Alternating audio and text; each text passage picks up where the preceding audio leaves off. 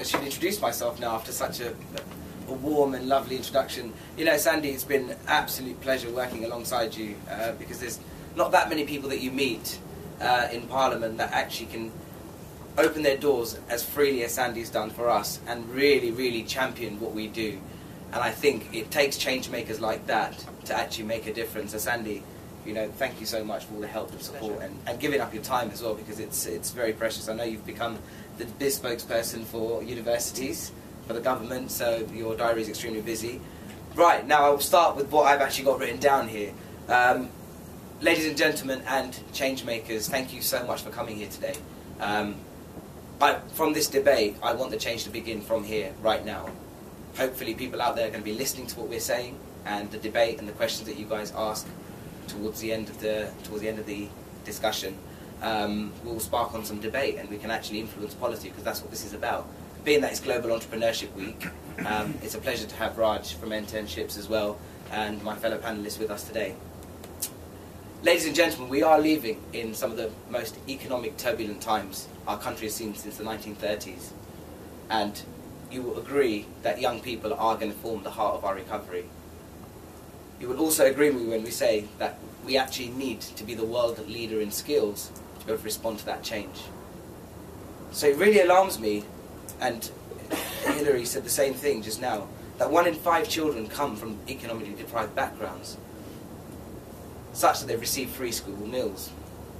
It further alarms me that only 1 out of 100 of these will go on to become Oxford students. The core aim of enterprise education in the UK, not just from personal experience, from the academics, has been to overcome some of these challenges.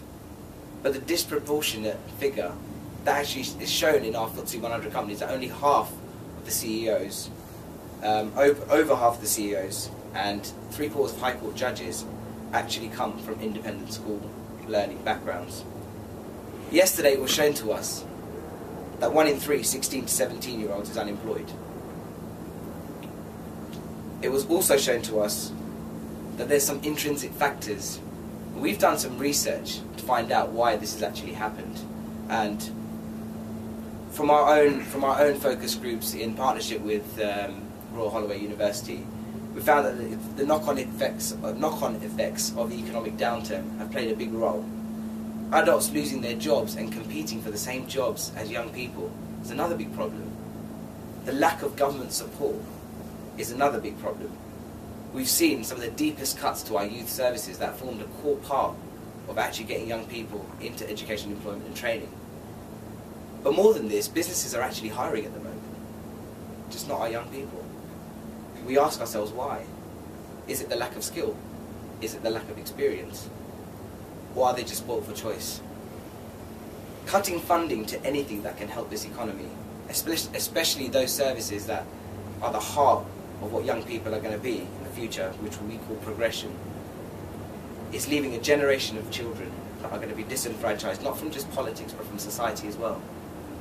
So is there a systematic plan in place by the government to ensure that they're providing services for our young people and embedding their core business growth strategies to actually reach out to some of these young people that would become the next employers if they have given the chance?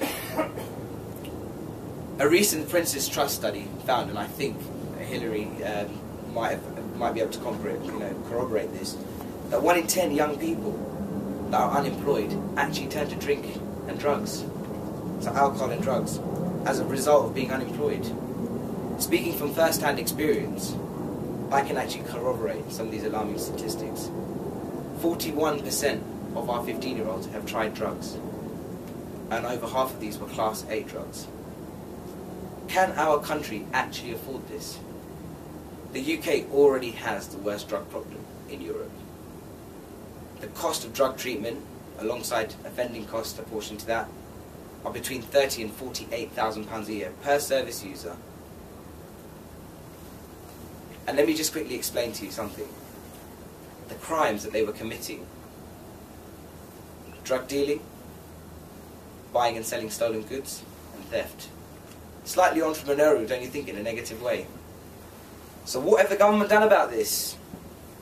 They've switched their focus from drug treatment to combating illicit drug use. and they declassified cannabis. They increased their spending on methadone threefold between 2003 and 2008, spending half the treatment budget, that's £300 million a year, in trapping 147,000 people in a state-sponsored addiction. A thinly spread £7 billion pupil premium, that was a golden policy of the Deputy Prime Minister, was designed to support 20% of the poorest families. It's no surprise that when I asked and questioned the Deputy Leader of the Liberal Democrats last week at a conference, he couldn't answer my question. My question was, what are you doing with your social mobility strategy to embed this in the youth services of the country? He couldn't answer my question. More than that, he couldn't make it today to come and defend himself.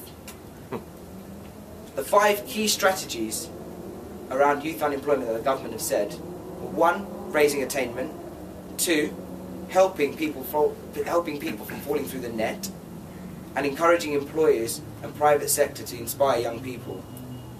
The 4th was promoting personal responsibility, and 5th was creating an environment for sustainable growth. These have been conflictingly reflected in the deepest and largest cuts to our youth services. These departments and organisations are actually provided the incentives, those incentives, why should I work? Those incentives to the young people that actually wanted to go out and get some, actually want to have a purpose in life. On a more positive note, is there a window of opportunity here? I think there is. Let me agree with the Prime Minister on one thing. Unlike him, I'm going to say this, having earned the right to say it, I think. And Baroness Verma has given me the introduction as well, so I hope that I can say this from experience as well. It is not the government that's going to get our country out of a recession. It is grafters and entrepreneurs.